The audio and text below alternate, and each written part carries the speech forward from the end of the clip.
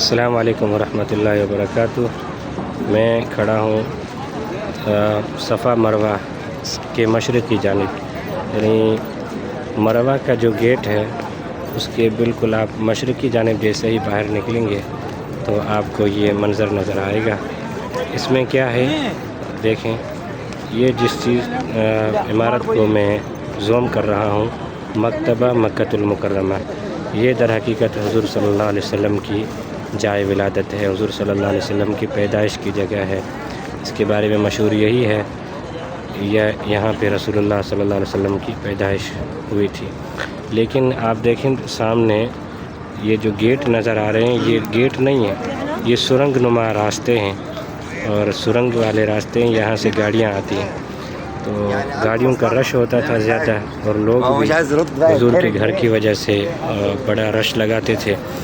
اس وجہ سے اس کو مکمل طور پہ بند کر دیا ہے اور اس کو لائبریری میں تبدیل کر دیا، یعنی اصل گھر کے جو نشانات ہیں وہ مٹا دیے گئے ہیں، اب اس کو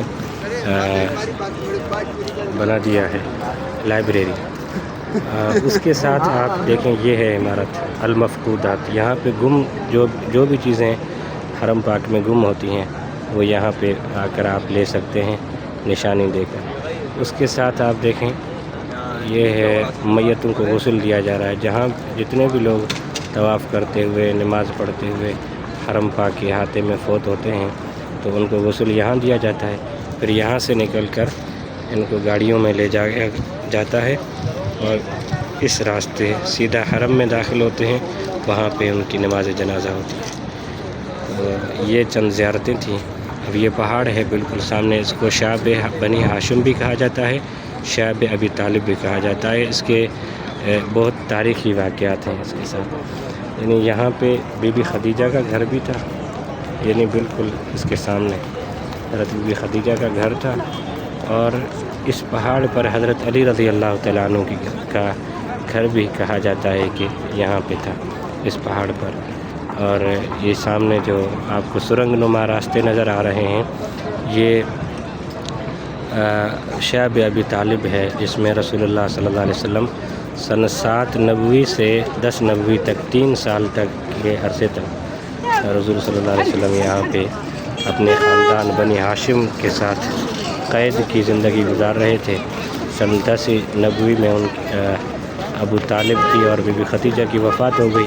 اس کے بعد رسول اللہ صلی اللہ علیہ وسلم چلے گئے طائف کی طرف، پھر طائف کا جو مشہور واقعہ ہے وہ پیش آیا۔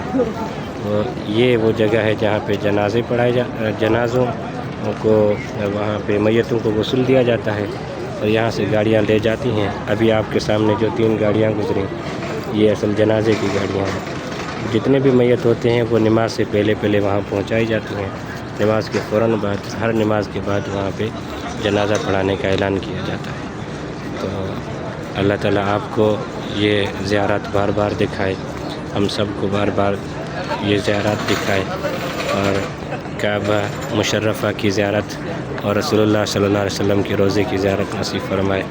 السلام علیکم ورحمۃ اللہ وبرکاتہ۔